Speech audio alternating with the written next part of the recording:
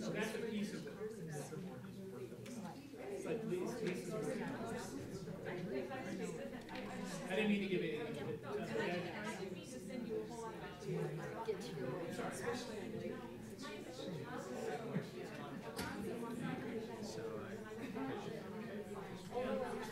Sorry, what? You're out of here. Are you drugged up? Are you okay to drive home? Oh, yeah. Yeah, that's, I think we're.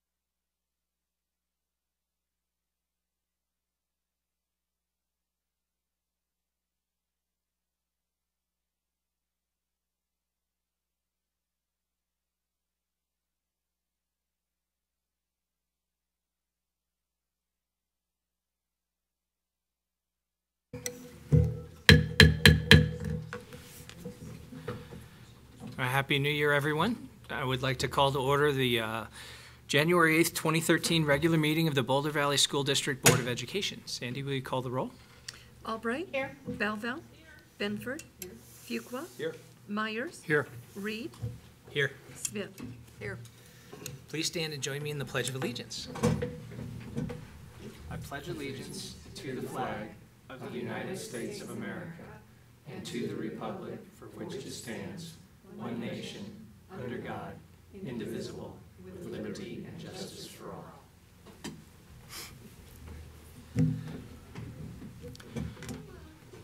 I'd like to remind those who are here tonight that the vision of the Boulder Valley School District is to graduate students in the new century who have the knowledge, skills, and personal characteristics that will make this world a safer, more thoughtful, and more inclusive place in which to live. And start with our first agenda item, the superintendent's report. Dr. Messenger. Good evening, President Reed and members of the board. The first item I'd like to visit with you about has to do with school safety. Right before our winter break, as you know, the situation at Sandy Hook Elementary occurred with the shooting there, and so the week going into break was pretty emotional for everyone, including our schools and faculty and parents. And so we worked through that. I've shared with you the communications that we sent to the schools at that time. We started this week with a meeting with our district leadership team, which is all of our school administrators and district administrators. And Chris Weldeman, who's our director for security, was the major part of that conversation. I just wanted to give you an update on where we're at in our work around that. So as you know, our district has had a commitment to school safety for a long time.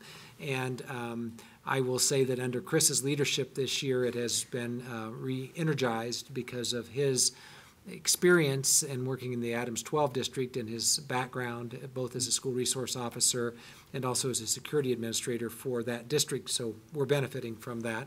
One of the things that he has done is, before the holiday, had begun work with our schools looking at where we are with our procedures overall.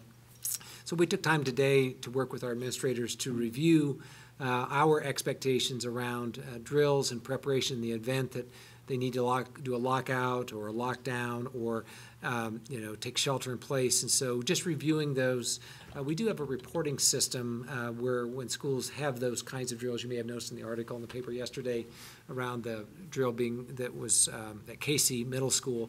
So as was noted in the article in the paper, it wasn't as a result of that. This had been, of the shootings that occurred in Connecticut, this had been planned sometime in advance. And so one of the things that Chris has stressed, and I think is good advice, is that as we do these, be sure that we work in conjunction with the appropriate law enforcement agency. As you know, we work with multiple because of our multiple communities. It gives us advantage to work with them, gain from their expertise, but also helps them familiarize themselves with our schools and with our faculty. So the drills and preparation. The other is really making sure our schools are secure, outside exits closed and locked, and working towards managing the entrance of the school. In some cases, we do have technology in place where we can secure the front door during the day, and guests, visitors have to punch in, not unlike our security door here, and then be admitted into the building. We don't have that technology in all of our buildings. So one of the things we're doing is an analysis around, is that where we want to go, and what would the cost be associated with that? There's training that needs to go with that, and also it's a shift in the culture of the school. So working through that. So we had good conversation around that. The other thing that Chris did with the team this morning is ask each of the administrators to complete a survey, a chance for them to reflect on where they are with the implementation of their security procedures and what assistance they may need. I mean, again, trying to get a deeper understanding of each of our school sites. And then we did some debriefing at the end with the administrators. In general, the message to us that they believe there are some common elements around school safety and security that really ought to be the same district-wide, even though we have different school communities and different school campuses and different buildings, the wide variety, as you know. There are some things that are unique that we need to work around, but some of the things that we think need to be common so that we can communicate that to the community and also each of the communities. And so we'll continue to work on that and see where those common elements are. So the main entrance process or security is one of those that we're not in the same place with because our buildings are pretty different. So we went through that, answered questions of the administrators. It is an issue that was on the Principals Advisory Council meeting this morning when I met with them after the district leadership team meeting. So we worked through some additional interests they have, and then next week on the Teachers Advisory Council meeting, it's on their agenda as well. One of the things that I anticipate will happen is that as the school administrators and teacher leaders meet with parent groups this month, this will be a topic that they'll place on the agenda for conversation. So, this was a chance for us to do some refreshing of our own procedures. Some of the analysis that was done under a federal grant a few years ago around this topic identified where we have deficiencies in our schools, be they physical or procedural. So that's a work plan that's in place that our principals can also share with parents and answer questions around that. So when we sent out a message before the break to all parents in the district, I received a lot of emails back, and so I responded to those. I mean, there were just questions, suggestions. So I think there's been good dialogue, at least electronically and face-to-face, when I've had the opportunity and our staff have to answer questions of parents. And I would just say overall, folks are being really thoughtful about implementing procedures, maintaining safeguards, and also recognizing that no system is fail-proof, and that all we can do is work to reduce the level of threat and maintain a safe, secure schools. So that's work that is in progress, and we'll keep you informed as we go through the spring and maybe make some adjustments. I will tell you that next week, when Dawn Orr presents to you around our planning around the bond issue, this was already a part of that discussion around building security. Chris had already been involved with that. So that will be a part of our planning, because there are some investments that we would recommend that are beyond the scope of our budget at this time that would be an appropriate bond investment, particularly structural changes that would make for better, secure admission into schools. Some of the buildings, as you know, that happened in this last bond, but not all of our schools. So you can anticipate that as well. So I will do one more quick update on another topic, and then you might have questions about the safety and security. The other is, I just want to give you an update on our work around legislative issues. We continue to maintain active, involved conversations with Senator Johnson and Senator Heath around the proposed School Finance Act that will be introduced the third week of January into this legislative session. The Denver area school superintendents, and I would say educators across the state, have been working closely with Senator Johnston on this legislation, and his staff, Bill Sutter and Leslie Stafford, met with members of Senator Johnston's staff this morning to review this approach to school finance. Clearly, they're running a lot of numbers right now to see, as adjustments might be made around the school finance formula, how money is distributed to schools. Every district has interest in this, and so we're trying to be helpful as far as advising, if you do this, then this will be the implication of that. And our hope is that the bill's as developed and refined as it can be, knowing that it'll go through many amendments, we're sure, and changes during the legislative debate. But I think it's our shared belief that the more developed it is before it's introduced, the better it'll be for all involved. So I just want you to know we've been actively involved in working with Senator Johnston, and they've been very receptive to our input, which we appreciate. And then we've had some conversation with Senator Johnston around some potential issues with licensure for teachers and administrators. You've probably been reading about a bill that he anticipates, or we anticipate he'll introduce in this session. So he's also asked for some guidance on that as well. So that's been our work with legislative issues, and our lobbyists are working with Briggs in my office, looking out to see what bills that are coming, and there are some that are starting to crop up. So anyway, with that, Jim, I will see in my comments. I'd be glad to answer questions about those topics or others. I would just like to thank the district for their communications with parents. The feedback I got from the community was it was calm, it was thoughtful, it was timely. They really respect it and liked the way the district reached out in a way that many parents were needing. So thank you for that. Other board members? Leslie? Let's see, I have a couple questions. Obviously, both federally and at the state level, there's been some discussion about legislation to require armed personnel at schools. I was wondering, the SROs, are they armed or unarmed at our schools? They are armed, I believe, yes, and uniformed and armed. Okay. And I assume we would get involved in the discussion if the legislation got more serious at the state level, because I know I was listening to NPR, and the School Resource Officer Association was saying it would cost something like $80,000 per school to have an armed personnel, and right. Most of that cost would be absorbed by the district. And I was like, well, where's that money coming from? So I would say to that point, Leslie, so we are very appreciative of the investment of our municipals and county on school resource officers to help support, maintain safety in our schools, a long-standing successful program in this district. If there is discussion locally or at the state level about ways that to appropriately expand that, I mean, we would absolutely want to be involved, not only because of the financial side of it, but also their presence in our school. And it's much more than just security that they provide, and it's a strong partnership, which we appreciate.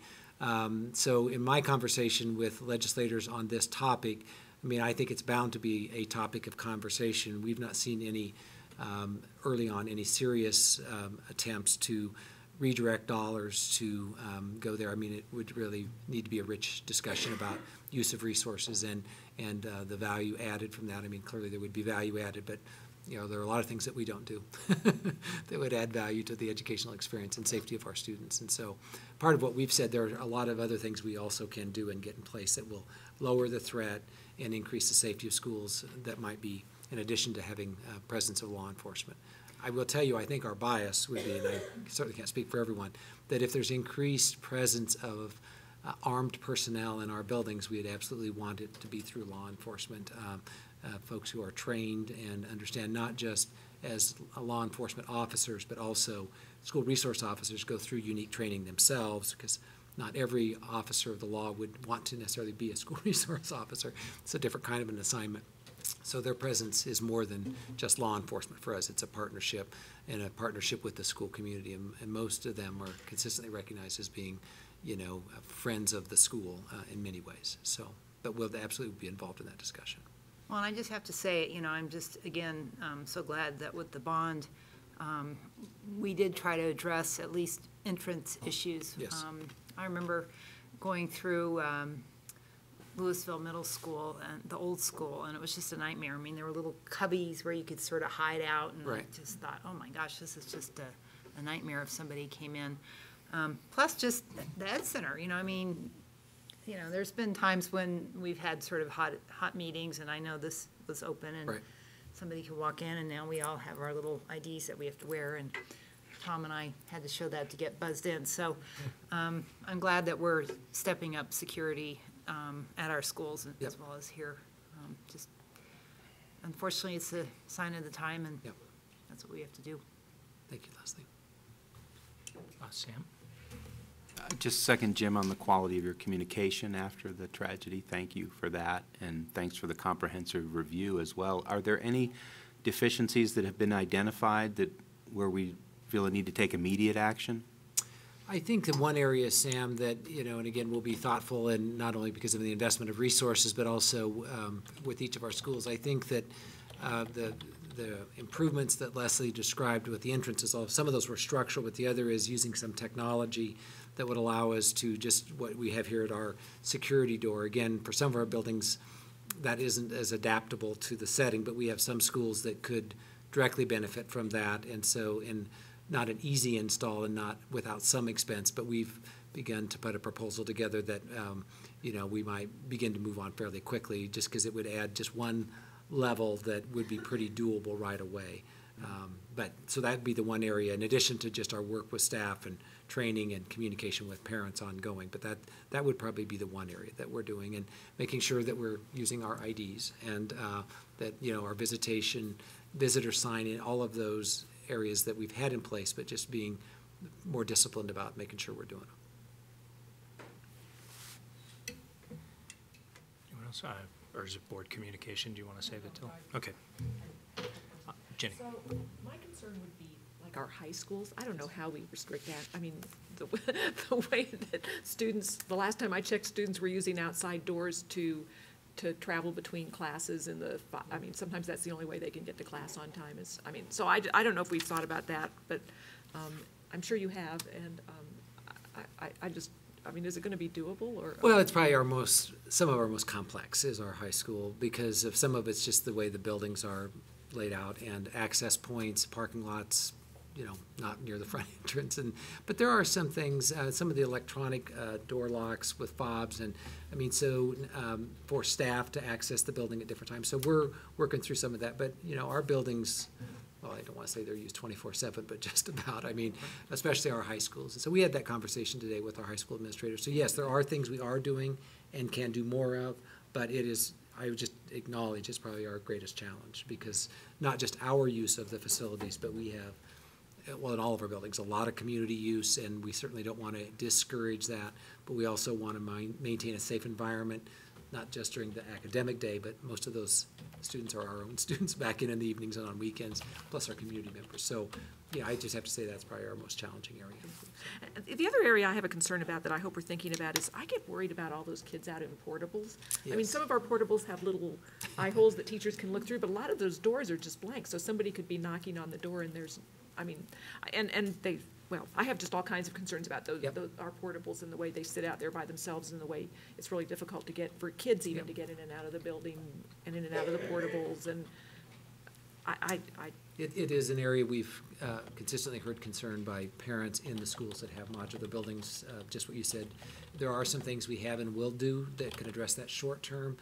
You'll hear from Don that one of our recommendations is by the end of this next bond that we'll eliminate all modular buildings because, I mean, there are some limitations to what we can do, but there are some things we are doing that will increase that security around the area as well as just the door access. But And they're totally on the blind side, at least at our K-8s, they're totally on the blind sides of the buildings, which means nobody from the office can see the portables. It's a challenge for I think us. that's kind of a problem, too. so we'll work on that.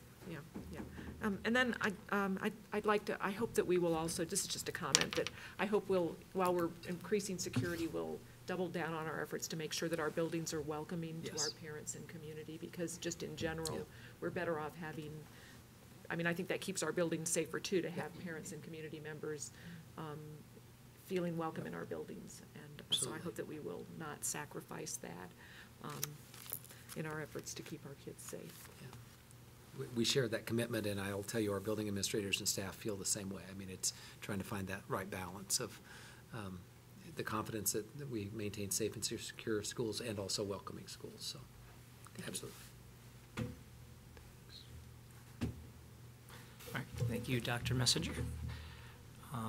Our next item on our agenda is a report from the Student Advisory Committee. Since the students are just back today, I'm sure they're catching up on homework. And then the next item is public hearing. And we had no one sign up, so we'll dispense with the reading of that, and we can go right into then board communication. Board members.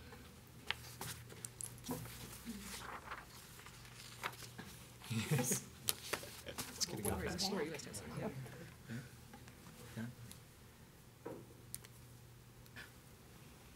Well, I have. Sorry, Jenny? I could make myself say something. If nobody else is going to say anything, I will just mention that I represented, I attended a meeting, I didn't really represent anybody, but I attended a meeting between the Year of the Student and Great Futures folks and Senator Johnston yesterday, so, which was really interesting, and that, I'm glad that we've got people we're paying to keep an eye on that, because apparently they'd gone through 3 drafts of proposed legislation in the 2 days since they had let any of us in on what they were thinking about. And so my concern would be that I really hope that even though we're looking at a limited number of resources available, that as this legislation, new school finance legislation gets written, we think about how this is going to be sustainable into the future, and that we think about, I would love to see a costing out done, and that be part of the conversation. Whether we can reach the ideal figure or not, it would be nice to have a conversation about what it really would cost to do the kinds of reforms that have been enacted at the state level. And I think that's a conversation that hasn't happened in school funding since I've lived in this state. It's always been how much money do we have and how can we, and how can we spread it around, but not what should we have and what should it, what does it really cost to educate kids? And I would love to see that be part of the conversation, so I hope we'll be urging that to happen. That's it. Thanks, Jenny. We're going to go fast. I think everyone just wants to get to the calendar act, the calendar study item. So our next item is action items consent grouping, which tonight consists of a personnel item, approval of minutes, December 11th, 2012 regular meeting, December 19th, 2012 special meeting, the 2013 BVSD legislative platform, acceptance of donation Casey Middle School, acceptance of donation curriculum and instruction, adoption of District Unified Improvement Plan and Justice High School Improvement Plan, cancellation of January 22nd, 2013 board meeting, final board acceptance of the Capital Reserve Project for the bus maintenance facility expansion, internet services, and resolution regarding notice of meetings for the Board of Education. I need a motion. Jenny, seconded by Shelley. Does anyone want to pull any items? Shelley? I'd like to pull the platform, please. legislative platform. Okay. Any other items? Any comments or questions on any of the items? We'll go Sam and then Leslie. Just a quick question about the Boulder Bookstore donation. Could someone give me a little more detail on that? I think it's great, and they're a very community-minded business. I was just curious. What are they donating specifically? Same questions about the consent item on the bookstore donation. We just would like a little more information about the nature of the donation. Typically, what happens with the bookstore, actually, it's happened for, I think, 7 years. David Bolduc and his wife are very generous. They were parents of a young man at Casey when I was the principal there. So ever since that time, they've given an extensive donation to Boulder Valley School District. And it's a variety of books that they have sort of left over. And they send them to our warehouse, and teachers can come over and select the books that they would like to take back to their classrooms. So it's stunning. Every year, it's remarkable. Yeah. Yeah. Thanks for asking, Sam. Leslie? Well, I just wanted to say that they have done this every year since I've been on the board, and I am very thankful that the bookstore does this. So maybe because of your great principalship, got it going. No doubt. I suspect that's not true. I think they're just extremely generous, and long after I go, I'm sure that they'll find Boulder Valley School District a nice place to give their extra books. Is any other comments or questions? Otherwise, Sandy, will you call the vote? Albright? Yes. Belleville? Yes. Benford? Fuqua? Yes? Myers? Yes. Reed? Yes. Smith? Yes. Motion passes. Thank you, Sandy. The next item on our agenda will be the item pulled from consent, the legislative platform. I need a motion. Leslie, seconded by Shelley. And then, Shelley, if I could, do you want to turn it over to you since you pulled the item? Yes, I just have a question about the .11 under governance. I believe that at the last meeting, we agreed that we were going to add development and implementation of curriculum to that section. I'm just wondering how that got left out and if we could put that back in. Yeah, I turn it to the board. Is there any disagreement with putting that word in? Because we did discuss it last time. What was the word? Development.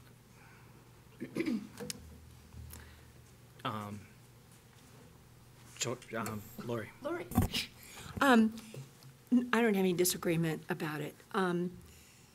But I also don't want us to be developing every curriculum that we're doing. We might be modifying some. I mean, it was sort of an interesting verb. And I don't really object to it, but I don't want to be exactly on record that we need to develop every all the curricula that we give to our students. So, but it probably won't matter anyway because, I mean, it's kind of as a goal of the legislative platform is a goal of what we would like. And I think the intent that you're talking about is that we would have more input into that. And for that, I agree with that. So. Okay. So I don't disagree. Sandy, can we do this on consent? Just add that back in? Or should we vote? We should vote, because we've already voted on consent. Okay. Do it again. So if I can put it in terms of an amendment then. So the motion on the table would be to insert the word develop. Do you have the whole sentence? Do you want to read the whole sentence, Shelley? So it'd be the, It's governance 1.1. Just stop. yeah. We support legislation that reinforces the responsibility and accountability of the local Board of Education. And the sentence to be changed would be, we strongly believe that as a local Board of Education, we are responsible for the organization of the learning environment, the development and implementation of curriculum, the configuration of school facilities, staffing, and necessary programs that create a safe and academically rich opportunity for all of its students. Nice. And so with that motion, I'll take it Shelley makes the motion. Do we have a second? Tom? Does Briggs have a comment? Oh. Any? Stands ready to assist. Okay. Well, I don't know if there's much discussion. Shall we try a vote? All right, Sandy, and this is on the motion to add the development into the 1-1 piece. Albright? Yes. Belleville? Yes. Benford? Yes. Fuqua? Yes. Myers? Yes. Reed? Yes. Smith? Yes. Motion passes. Thank you. Thanks for bringing that to our attention, Shelley. So then we go back. Now we're going to vote or discuss the whole legislative platform. If there's any questions or concerns, or then we could vote on that. So any questions or comments? If not, so that we can vote on the adoption of the 2013 legislative platform. Sandy? Albright? Yes. Belleville? Yes. Benford? Yes. Fuqua? Yes. Myers? Yes. Reed? Yes. Smith? Yes. Motion passes. Thank you. It's actually fairly easy. All right, so our next item is a study item, the proposed calendar for 2013-14 and 2014-15. Dr. Messenger. So in your materials, we've included an introduction to this item, and it is the same communique that we've also put out to our school community last week that described our recommended calendar. So included in your packet is that presentation and rationale, and also attached were the proposed calendars for 2013 and 2014, 2015. So just to reference what you have available to you and what was made available to the community. I would ask that, Ellen, if you would like to please come to the podium, and Sandy, we have a brief introduction to this item. For the most part, it's pretty self-explanatory, and we've had discussion on it before. I would just mention our timeline is introducing it as a study item this evening. It's back before you the second Tuesday of February as or it will be as an action item, allowing time for both internal dialogue and comment on it, as well as our community. And of course, there's an opportunity both this evening there was and there would be again for public comment at the meeting, and then whatever other communications that come in. So with that, I'll turn it over to Assistant Superintendent Sandy Ripplinger and Chief Academic Officer Ellen Miller-Brown, who among working with other staff took lead on organizing our committee that worked on this. So please. Good evening, President Reed, members of the board, Dr. Messenger. Since we were last here, we have read hundreds and hundreds of pages of comments, and you may have too.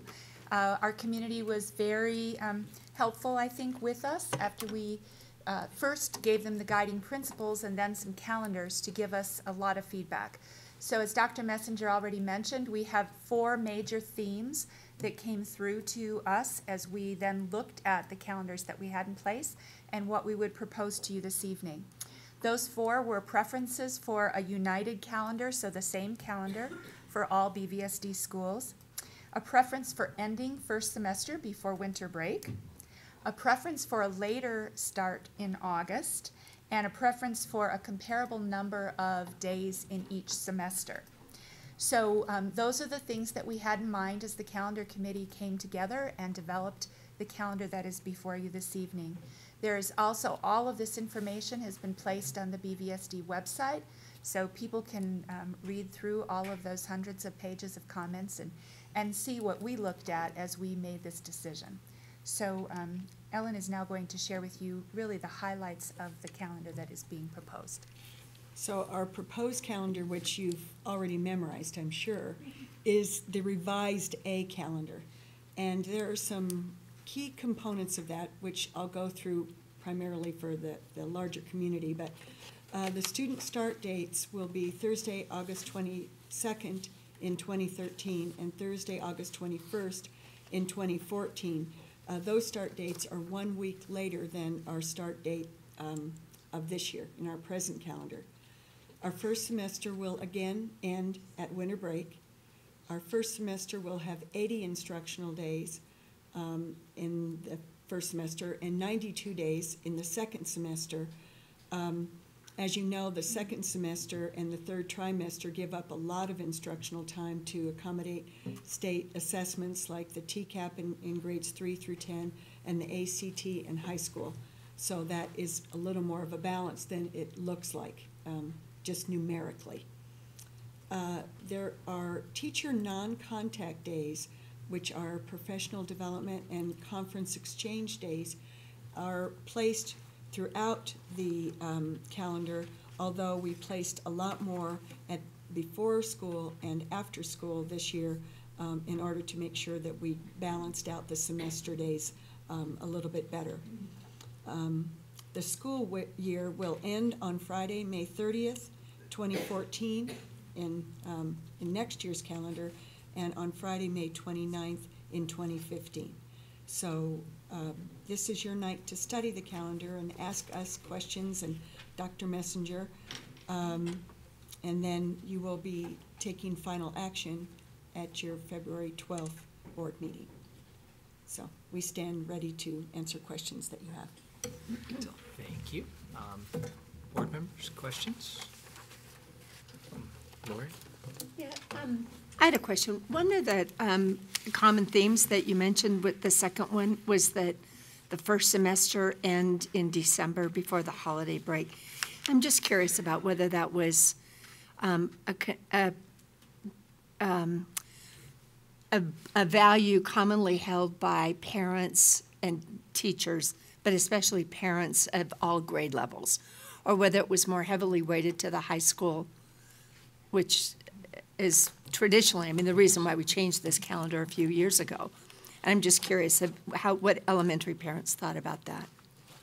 I'm not sure we can disaggregate by, we cannot disaggregate by, if you're an elementary parent, you thought this, and if you're a high school parent, you thought that.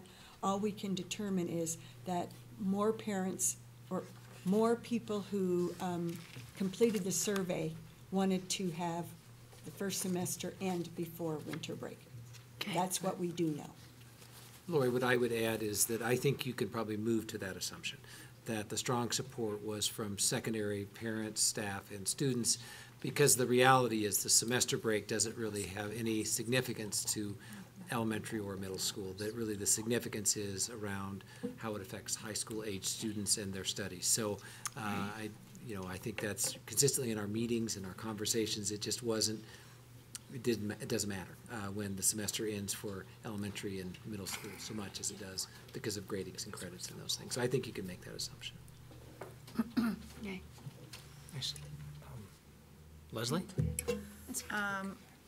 So I guess then our calendar that we have now, there's some imbalance between first and second semester Anyway, right? That's correct. And which I didn't realize, so that's helpful to know that, yes, obviously there's a lot more testing going on in the spring, so that eats up a lot of days where students could be taught.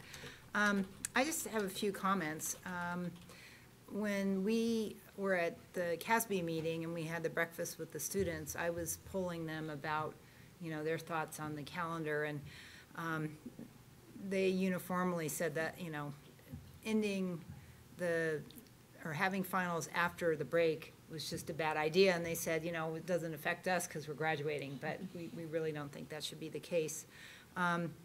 And so, I actually talked to my daughter and said, you should definitely go on and, talk to your friends and see, let their voices be heard. And I think it's great that we did the mind mixer. What I really liked was, you could go through and state your preferences, and then there was quite a bit of conversation about, somebody would say something and people would respond and so forth. So I think, again, just like when we had the community engagement where we had mixed groups, it's good for individuals to see that their beliefs aren't shared necessarily by everyone. Right.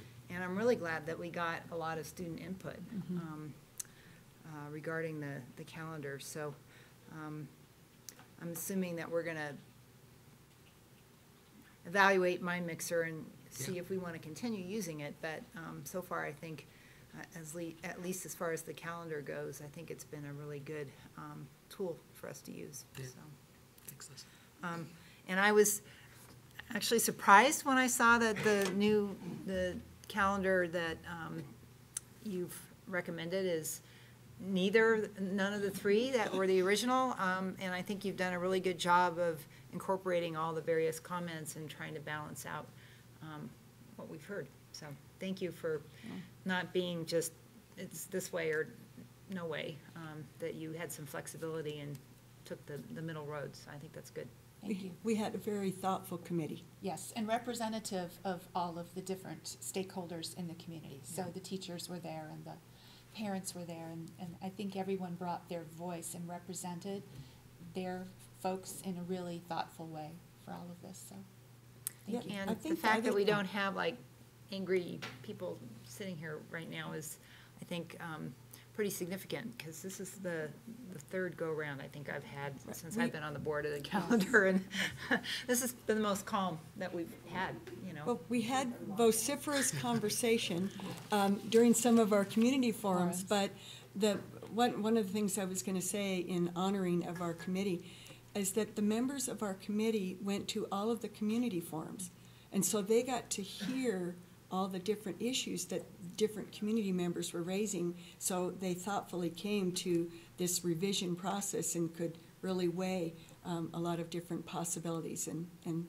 we're creative, I think, in it. And we have some people here. We have Tina Mew was one of the members of the committee, and so was Briggs. So Thank you. Good work. So, Sam?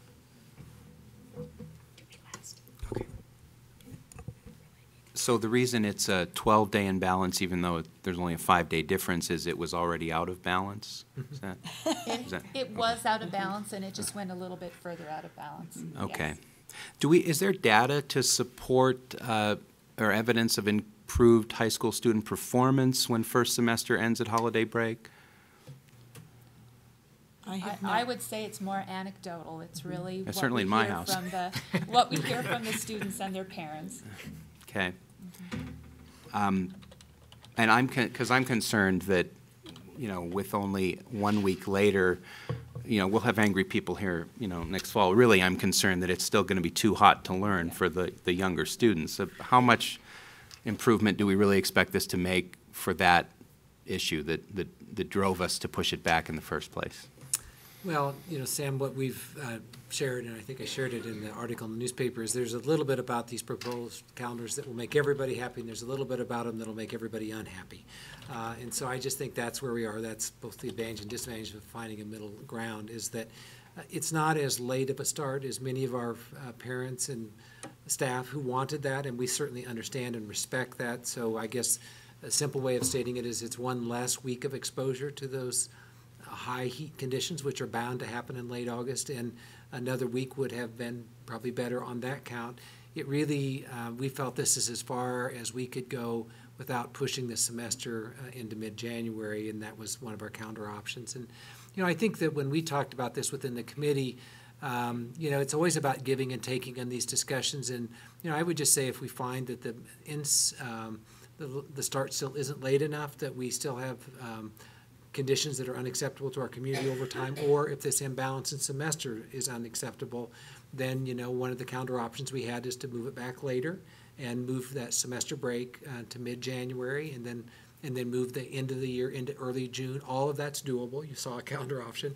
And I think it's always a matter about, what eventually works for folks and what they can, make work within their setting. I don't think there's like a perfect calendar option. As we looked at our peer districts in the Front Range, Cherry Creek ends their first semester mid to third week of January, but they also take a full week in October as a fall break, and they really like their fall break. And so, it's what works in that community. St. Vrain, immediately to our north, is more like this calendar.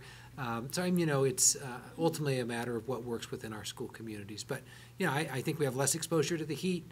Our buildings were certainly in a better shape this fall because of the work that Don Orr and his team did as far as recovering the nighttime air and bringing the buildings down. It also wasn't as hot. And we also know that we can have very warm days in late May and early June. I anticipate part of our bond planning will be to lay out an option for the board and the community about whether we want to add air conditioning or cooling within all schools, which would address summer school and learning climate issues beyond just this discussion, but it would also give some flexibility. I would just say the opposition to starting in mid-August wasn't only about the heat. We have parents and members of our school community that would prefer to start later, even if our buildings were air-conditioned, not necessarily the high school setting, but many of our families would prefer a Labor Day start because of personal and family needs. So, I'm not suggesting that air conditioning is will solve this problem. I think ultimately it's finding a pattern that works for our community. I actually would advise we find that pattern and stay with it, because one is it takes a considerable amount of time, and I'm not sure ultimately it moves us any further towards the achievement issue that you asked about, Sam. I mean, so there are a lot of opinions around this, but I think it would be beneficial to get to a place that we say this is a calendar we can work with, and we'll work around that. I mean, I look at university systems and others, they get into a pattern and they just stay with that pattern, and I'd advise that we do the same. Thanks. Is this proposed start date then about the same as other metro area districts, or just? There are some that start that week before, but many start the week of the 19th. It would be on that first calendar. Or Denver started the week of this year. A comparable calendar would be the 26th, 27th. That was actually a model calendar we built around. But they too have significant imbalance in their semesters, and so we are communicating with them, and we'll see how they live with that over time. But I can tell you we had some internal concern at the secondary level about the imbalance of more than, I mean, this is plenty, but even a week more, several days more would compound that. So, but again, ultimately, we'll just have to see how that works out. And if we look back beyond last year and the year before, are we still basically a week later, or we've always Yes. done, yeah. For the last 5 years, so. Okay. That's all I have for now. Tom? What are the required number of days, student contact days? 172, that's Okay, a so- requirement in BVSD. That's requirement BSC. Yes. Okay, is there a state requirement? Pardon? Is there a state requirement? Yes, the state requirement's lower. I think it's 162 days. Okay. It's more, they have more of a requirement around hours. Mhm. So we're very careful to make sure that our school days are long enough, along with the 172 days. Okay. Now, what's the downside of having imbalanced semesters? I would assume it's mostly at the high school level. Is that the case? So semester-only courses is where, there are two things, Tom, I think we heard. The semester-only courses, if you take it and you have 80 days versus something less than 92, but say mid-80s. So less instructional time. So that was something we heard. The other is the assessments around International Baccalaureate and advanced placement courses, which are dictated by national organizations about when we administer those. So that isn't so much the semester imbalance as the amount of instructional days before they take the test. A week later means there are just fewer school days before they take that test the second week of May or whenever they take it. So it's a combination. Again, as we look around districts in Colorado and around the country, they start after Labor Day and they still take the AP exam at the same time. So maybe we benefit by starting sooner, or maybe students figure it out and do just as well, even if they have a week less of instruction. So, Okay. All right. Thank you. Thanks, Tom. Shelley? Thank you for all your effort on this. So maybe I missed it, but if you account for the teacher conference day exchanges and all the testing in the second semester, then what is the absolute net difference between first and second semester? Like the actual teaching difference? Well, actually, there are 8 days after, I think 8 days after AP testing, so if you take those 8 days away, it's a hard question to answer because there are fewer days impacted at the high school level than there are at the I mean at high elementary school. level. At high school. So the high school, I think it's about 5 days. So you're really only 5 days different between 5 to fall. 7 days, 5 to 7. Right. Okay. Versus 3 weeks. I've been accosted fairly frequently about this in the last couple weeks, and what I hear a lot, which kind of surprised me, and Bruce, I hear what you said about AP testing and IB testing, but that is a major concern out there. And one of the things that I've heard over and over is that after those AP tests, they're pretty much considered the final exams. And so teachers aren't really doing anything after that. They're like watching movies and doing whatever they do for a month is not really teaching. And, that concerned me on a whole nother level besides the calendar. It's like, that's a month of instruction where, are we making sure that they're teaching after the AP tests? Well, the AP tests they're a month long. They have different days for different tests. Right. And different days for the IB tests. So it's really pretty much all of the month of May. So in the East, where you start later, and you end later, they truly do have a month after the exams. We really don't. We really pretty much work right up to the exams, and then they take them. Does that make sense? Then, if you're a junior, you may have a week or two after your AP or IB test, but the seniors have just a couple days, and then they graduate. So, I thought the AP tests were like around May, I mean, I know they take a week or so. I Or- think it's a 2 or 3 week window. I actually just looked it up. It was the 3 weeks, 5th through the 9th and the 12th through the 16th. Yeah, it's through most of May, and then the seniors are ready for graduation. So it's. Right, and I'm just trying to understand, but Right. I know that, most seniors aren't taking AP tests for 2 solid weeks. They're taking a couple of AP tests, and even the super ambitious ones are taking 4. Yeah. They're not taking 10 at No, once. they may not be taking them on, like every day, but they're definitely preparing for them before they take them. So they're pretty engaged. In fact, I haven't heard that the teachers are, I think the concern was the teachers might be doing that if they had extra time, as in calendar C. But I haven't heard that is currently a concern. Shelley, but what I'm hearing you ask is what happens after they take the Yes, exam before exactly. school releases for summer, and I don't know, Deirdre, if you want to comment on that, or that's something we certainly can follow up. That's what I hear your Right. question, That's whether my it's a question. day or 10 days. Right. And I think that, we certainly can follow up on that. I think that by the nature of participating in a national program like AP and IB, I mean, my assumption is they set the exams early enough, so even schools that start much earlier, they have a window that could appease almost every district in the country, but not any one district exactly right. So, but I think what takes place in our schools following those exams certainly is something we can follow up on. And if you've heard concerns about that, I don't know, again, that we can control that much through calendaring. There might be other issues that we need to manage internally. So. Right. And along those lines, I'd just like to recount an incident from last week. I was at a CU basketball game, and I got a text that a Nobel Prize winner would like to speak with me about the calendar. So I went at halftime to meet him, and he proceeded to tell me that he would like the calendar left as it is. And I said, well, I'm not sure that's a recommendation that's coming forward, but, I certainly would pass that along. And actually, I was surprised to see how many people did want it left the same after we had heard for so long how they didn't. So, that was interesting to me, reading the feedback. Then he proceeded to tell me that he had offered to give a lecture in an AP physics class, and he was told that he could not because there was too much pressure to get through the material for the AP physics exam, and that the teacher could not afford to take a day off to have this Nobel laureate present a lecture. And he even offered for the entire class to come to his lab if they wanted, and there was no time for that. So I just want to throw that out as Thank you for what sharing. I consider, nothing against the AP physics teacher. I'm sure he's absolutely right that he's under pressure.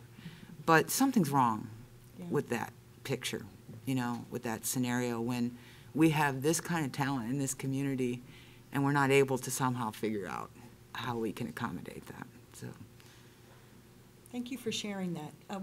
yeah. We'll pass that on, and I think Deirdre or we can talk with the faculties and find out what actually does happen post-AP and IB exams.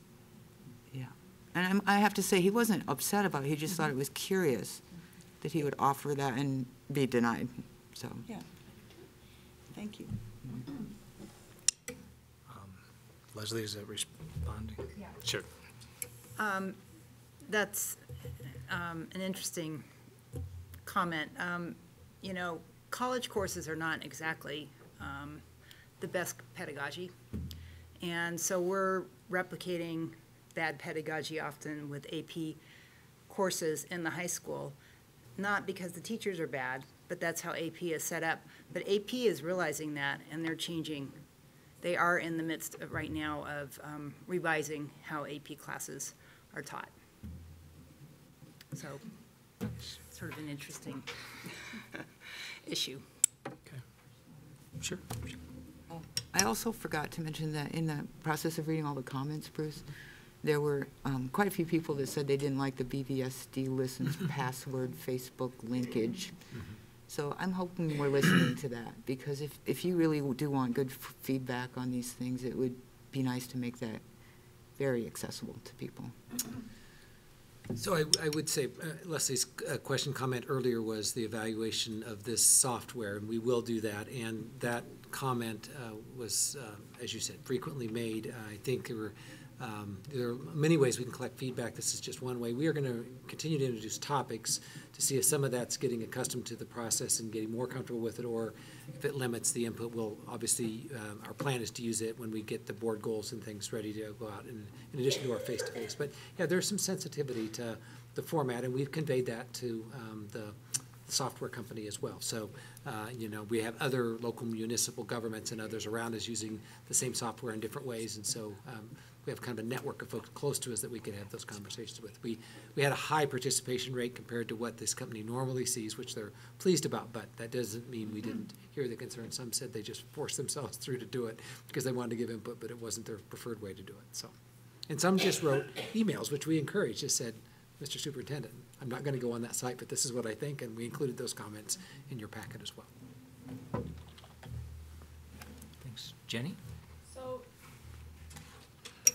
I'm sort of interested in the placement of professional development days, because it seems to me like last year when we discussed possibly moving, or when we delaying the start of school this year by eliminating professional development days in the fall, we got a little pushback on that.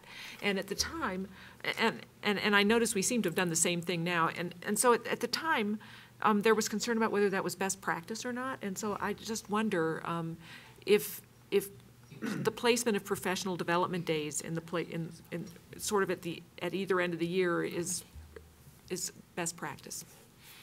Well, I think we'll find out. Really, we'll know as far as what can be offered. I think a lot of times it's the quality of the professional development that is what really matters, and if that quality is what teachers need, I think they'll be there. So we'll keep working for that, certainly. There have been some concerns expressed that perhaps more days are needed throughout the year. We just felt like in order to have more full weeks of school, and in order to really make the calendar work with the numbers of days in the semesters, this was our best solution. So we'll work really hard on those days to make sure that it's meeting the needs of teachers, and we'll evaluate it afterwards. Well, and I'm going to look forward to the evaluation, because it occurs to me that I did also see that we have a lot of full weeks of school, especially in the first semester, and that's been a concern over the years. But we also heard last year when we were talking about getting rid of those PD days that some people like those. I mean, some people like those breaks throughout the fall. That it's a long time to go without a break. So I'll be kind of fascinated to see how it goes, and I'm really glad that you'll be keeping track of that and evaluating it. Thanks, Jenny. Lori? Thanks. I was thinking too about the password question, Shelley, that you asked, that people objected to it. And to some extent, I would just say to the public, it's a new process. We're giving it a shot. Please bear with us. And let's just see what kind of information we get. And I think when it's valuable information, I'm hoping that people will kind of get over their concerns about not wanting to have enter that information. But it was effective this time, and some of the people who objected actually objected but still responded. So I would just hope that they would stick with it. I would like to, Leslie mentioned about the AP update, or the AP test being a little bit different. That's news to me, and I just would like a brief discussion about that, information about what is happening with the testing situation with AP. I'm just curious, and I can find that out on my own too. I don't know if anyone else is interested in it, but just kind of a brief bit of information. I'd be curious about it. And Jenny was just talking about the number of PDs in the fall, and I have to say one of my concerns about our calendar for BVSD has been the number of days that we've had off in the fall. And I am really glad to see that we have kids in school. That's our primary mission, is being in school and learning. And I think that when you have that consistent kind of days, that it's not fractured, it's not broken up, It's really helpful for kids. And for parents, it's enormously helpful. I mean, for working parents, it's really difficult to have to deal with childcare issues when children are not in school. So I'm pleased with this. I mean, nobody's happy, but I think that there are some real good things. I mean, no one's completely happy about this, I meant to say. But I think that there's some real pluses in this calendar, and I'm really pleased with the result. So, thanks. Sure, Jenny. I'm sorry to come back to me, but I did forget that I had a conversation with a constituent earlier this year that was really concerned about the staggered start of the school year for elementary and kindergarten people. And I think her main concern was that there wasn't enough communication between the school district and the daycare providers in the area, so that there was this gap where where daycare providers assumed that school had started, but for kindergarten students, it had not in fact started. And I don't know how we've addressed that whole staggered start week, but she said as a parent of a kindergarten student, it was very hard, and it was very hard for her to accommodate, and that there wasn't daycare available in the community because they thought school had started, but it hadn't. And so I hope that you've thought about that, or that we'll improve our communication with the appropriate people or something.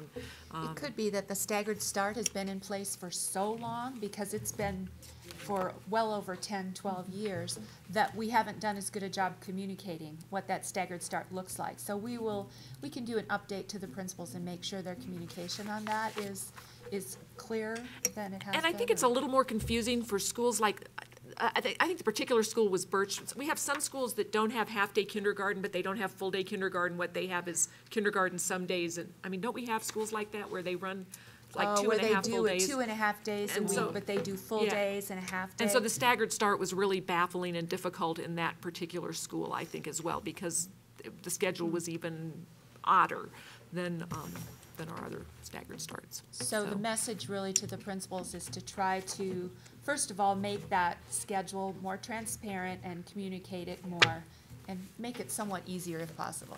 I wish I could be a little clearer, but I just recalled that I'd had that conversation, and I had the conversation back in September and had forgotten about it till now, but it seemed like it was worth passing on, because we really do want to make our schools as family-friendly as possible, I think. Absolutely. We'll pass that along. And that's something we could take care of this spring in anticipation of the fall and not wait till right before it happens. So, thank you. So, I'm going to have you help me tee this up. So how many responses did the calendar committee get on their taking these to the public? Are you talking about the Number of written folks. comments, or are you talking about the actual votes? There we go. The votes are this'll about work. 33, over 3,300, but we had well over, I think, about 600 pages, 400 to 600 pages. And that was just on BVSD listens, because there were those then that came directly to the superintendent. The stream of emails that Leslie referred to, that was another. So I don't know really if we added it all up, but it's a lot of paper. It's a lot of words. Yeah, I agree with Lori here, and just like to thank the community for sharing that input, because these are their schools. And to me, I look at the calendar and I may draw it different. I know that people are going to they're going to find fault with it because it doesn't meet exactly their needs. But I think overall what the committee really did a good job of is listening to the community, figuring out what their values are, trying to overlay your professional judgment of how best to teach these children, and then present a calendar that has the minimum number of compromises left in it. I think if the calendar committee could be held as an example for our national politicians on how to compromise in order to get something done, I think that would be a really good thing. So I'd like to thank the committee for bringing this forward.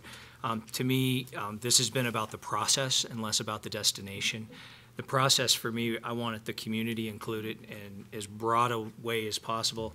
I think through community forums, through online, through email, through just talking to people, us passing comments along. I think that for me, that goal was achieved.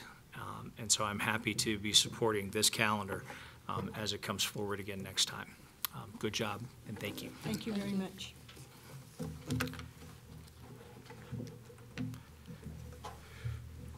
So this brings us to so that'll come back in our next meeting, which is a month from now, and brings us to our last item, which is agenda setting. Does anybody have any agenda items? I did hear the one from Lori. We may start with an RFI on the AP, and then let's go from there if we could, because I'd be interested to find out what changes, and even if there's a summary of links that we could research, that'd be great. But any other items? No? Oh, okay. With that, we can. Looking for a motion to Yeah. adjourn. All right, so we can be adjourned. Thank you very much.